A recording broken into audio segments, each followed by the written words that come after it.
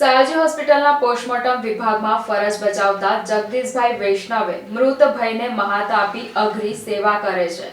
હોસ્પિટલમાં પોસ્ટમોર્ટમ માટે આવતા મૃતદેહો પર શલ્ય કામ કરી મૃત્યુના કારણો જાણવામાં જગદીશભાઈ તબીબોને મદદ કરે છે. સયાજી હોસ્પિટલના પોસ્ટમોર્ટમ વિભાગમાં ફરજ બજાવતા જગદીશભાઈ વૈષ્ણવે મૃત ભાઈને મહાત આપી અઘરી સેવા કરે છે. હોસ્પિટલમાં પોસ્ટમોર્ટમ માટે આવતા મૃતદેહો પર શલ્ય કામ કરી મૃત્યુના કારણો જાણવામાં જગદીશભાઈ તબીબોને મદદ કરે છે. પરંતુ સયાજી હોસ્પિટલમાં 23 કરતા વધુ વર્ષોથી જેને અઘરામાં અઘરી અને કઠણ કાળજાની જરૂર પડે એવી સબ વિચ્છેદની અવિરત સેવાઓ આપી છે. એવા જગદીશભાઈ વૈષ્ણવે 30,000 થી વધુ મૃતદેહોને તબીબોના માર્ગદર્શન હેઠળ પોસ્ટમોર્ટમ માટે તૈયાર કરવાની ખૂબ અઘરી અને અનોખી સેવા કરી છે. સૌને સૌથી વધુ ડર મોતનો લાગે છે, પરંતુ જગદીશભાઈએ સબઘરમાં મૃતદેહો સાથે રાત દિવસ કામ કરતા રહીને સિદ્ધ સંત કે મહાત્મા જેવી મૃત્યુના ડરને પરાજય આપવાની સિદ્ધિ મેળવી છે. જો કે રાત દિવસ મૃતદેહો સાથે પનારો પડવા છતાં એમની સંવેદનાની ધાર બુઠ્ઠી થઈ નથી. પોસ્ટમોર્ટમ માટેનું કામ ભલે કોઈને ના ગમે, પણ એની અગત્યતા ઘણી છે. ઘણી કુદરતી મરણ જેવી લાગતી ઘટનાઓમાં પોસ્ટમોર્ટમથી કરણપીણ હત્યાઓનું પંગેરું નીકળે છે. પરંતુ આ એવી નોકરી છે કે ભાગ્યે જ કોઈ પસંદ કરે, અને જગદીશભાઈનું નસીબ તો જુઓ.